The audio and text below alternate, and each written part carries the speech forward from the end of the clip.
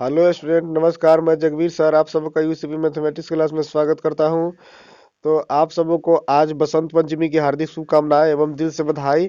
तो पिछले वीडियो में हमने केमिस्ट्री के 1 से 60 तक ऑब्जेक्टिव यहाँ पे वीवीआई ऑब्जेक्टिव सॉल्व किए थे, जो विदाउट ऑप्शन है। आपको यहाँ पे दो देख लेना है और बिना गलती हुए है ऑप्शन में जाके सही से टिक करना है, ऑब्जेक्टिव बनाने हैं। तो चलिए वीडियो को स्टार्ट करते हैं।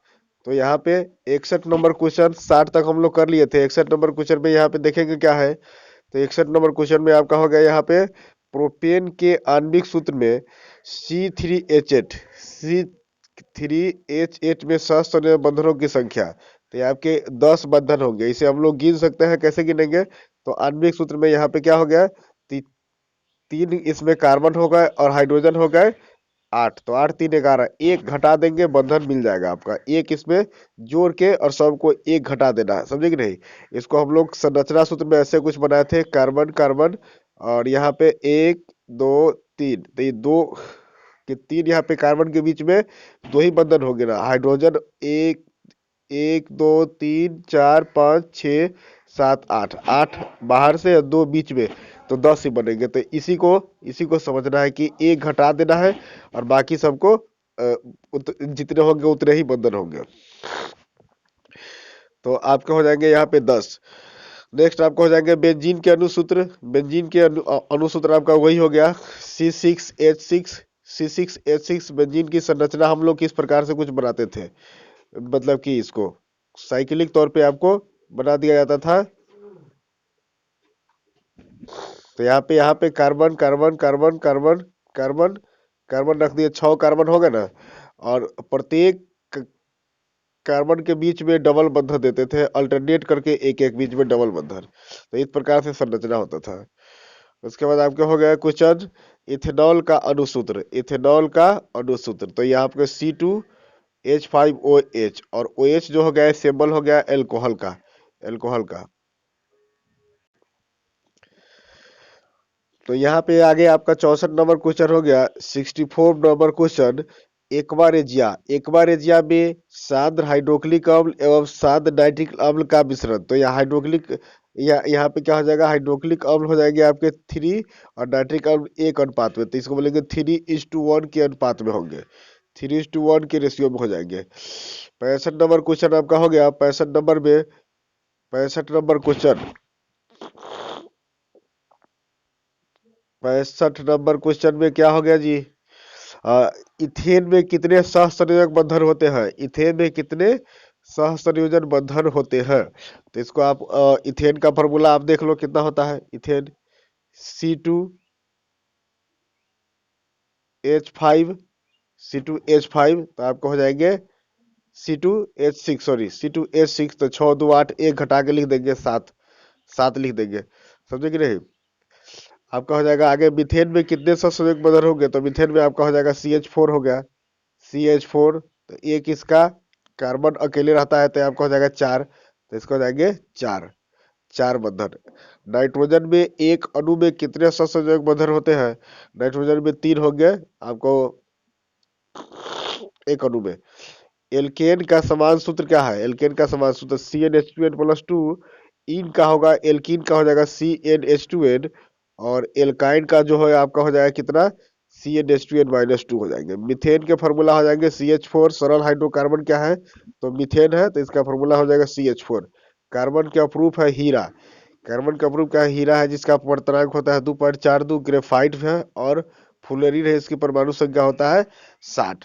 कार्बन के अप्रूफ कौन कौन से, हीरा, ग्रेफाइट और फुलेरिन। आयनिक यौगिक, आयनिक यौगिक के लिए आपका यहाँ रासायनिक सूत्र दिया CaCl2 NaCl MgCl2। ऑक्सीजन के दो परमाणुओं के बीच कितने बंधन होते हैं, तो आपके 2 होंगे। जल में हाइड्रोजन और ऑक्सीजन का अनुपात कितना होगा, तो 2:1। हाइड्रोजन और ऑक्सीजन का अनुपात कितना हो जाएगा, 2:1। क्योंकि जल का फॉर्मूला देख लो क्या आता है, H2O। तो 2 हाइड्रोजन हो गए तो 2 और ऑक्सीजन 1 होता है, 1:1। अम्ल का क्रियाशील मूलक है COH, COH। एल्कोहल का क्रियाशील मूलक है OH। कीटोन का हो जाएगा CO और एल्डिहाइड का आपका हो जाएगा CHO। ये चारों में से कोई ना कोई एक ऑब्जेक्टिव आपके परीक्षा में डिफिनिट रहेंगे। कार्बन की संयोजकता, कार्बन की संयोजकता होती है तो 4, कार्बन की संयोजकता कितनी होगी, तो 4 होगी। तो यहाँ पे हो जाएगा। आगे हम लोग देखेंगे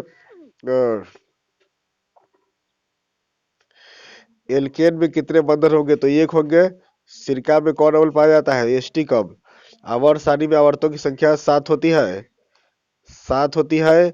84 में देख लेंगे, आधुनिक आवर्त सारणी में बाईं से दाईं ओर जाने पर परमाणु साइज क्या होता है, घटता है। आधुनिक आवर्त सारणी के नियम अनुसार तत्वों के गुण धर्म होते हैं परमाणु संख्या के बढ़ते क्रम में, परमाणु संख्या के बढ़ते क्रम में होते हैं। उसके बाद अक्रिय तत्वों के संकेत है, तो हीलियम है, नियोन है, आर्गन है, ये सभी अक्रिय तत्व है। जेनॉन निडॉन भी होते हैं, लेकिन मुख्य रूप से ये 3 क्वेश्चन जो तत्व होते हैं वो बार बार परीक्षा में रिपीट होते रहते हैं। विद्युत ऋणात्मक तत्व है, तो विद्युत ऋणात्मक तक आपका फ्लोरीन हो जाएगा। अष्टक नियम को किसने प्रतिपादित किया, तो न्यूलैंड्स ने। और यहाँ पे देखिए मेंडलीव की आवर्त सारणी है परमाणु द्रव्यमान के बढ़ते क्रम में। तिर्यक नियम के प्रतिपादक कौन है, तिर्यक नियम के प्रतिपादक हो गया आपका डोबरेनर। आवर्त सारणी के उदग्र स्तंभ को क्या कहेंगे, तो वर्ग कहेंगे। उदग्र स्तंभ को वर्ग कहेंगे। और वर्गों की संख्या कितनी होती है, तो यहाँ पे 7 होती है। वर्गों की संख्या 18 होती है, 18। आगे आगे आपका क्वेश्चन यहाँ पे देखेंगे हम लोग 92 नंबर क्वेश्चन से शुरू करते हैं। 92 नंबर 92, यहाँ पे क्वेश्चन आपको आ गया 92 नंबर में। आवर्त सारणी में क्षैतिज रेखा को क्या कहेंगे, तो हम लोग आवर्त कहते हैं। क्षैतिज रेखा को आवर्त कहेंगे, जो ऐसे लिखा जाएगा और ऐसे होगा उसे कहेंगे उदग्र रेखा कहते हैं। कैल्शियम,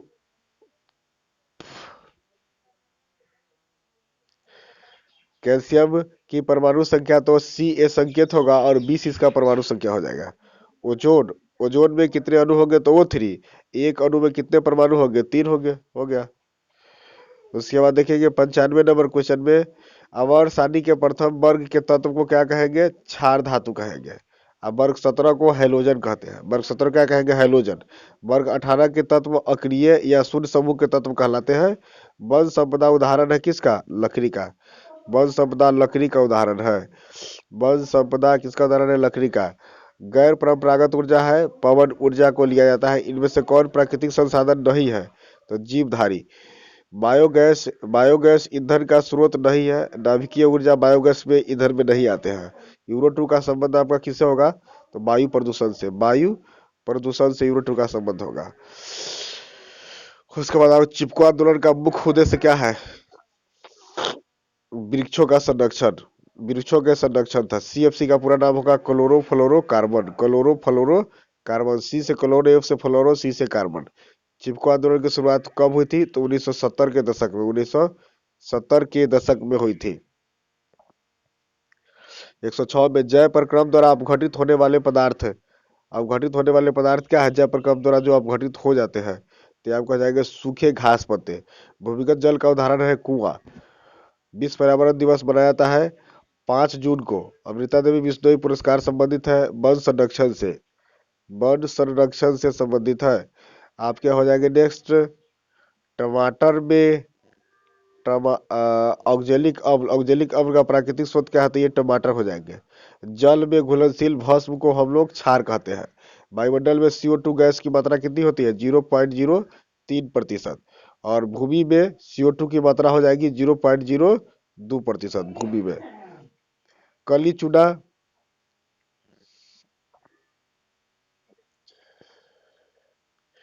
कली चूना को जल में डालने पर अभिक्रिया होती है उष्मा छेपी। उच्च वसीय अम्लों के सोडियम लवण क्या कहलाते हैं, तो ये साबुन कहलाते हैं। विद्युत धनात्मक तत्व क्या है, तो सोडियम है, मैग्नीशियम है, ये सभी धनात्मक +1 और +2 देते हैं आयंस। आगे आपका हो जाएगा 117 नंबर क्वेश्चन में देखेंगे, लिखता है 117 नंबर क्वेश्चन, 117 नंबर क्वेश्चन में आपका हो गया Surf Excel shampoo easy Surf. Easy Surf बनते हैं किससे, तो अपमार्जक से बनते हैं। क्रायोलाइट अयस्क है किसका, एल्युमिनियम का। क्रायोलाइट किसका अयस्क है, एल्युमिनियम का। दुर्बल अम्ल कौन होगा, CH3COOH। एल्काइन का सूत्र हो जाएगा C2H2, C2H2। तो आज हमने इस सेट में आपको 120 तक वीडियो कंप्लीट क्वेश्चन कंप्लीट करवा दिया है।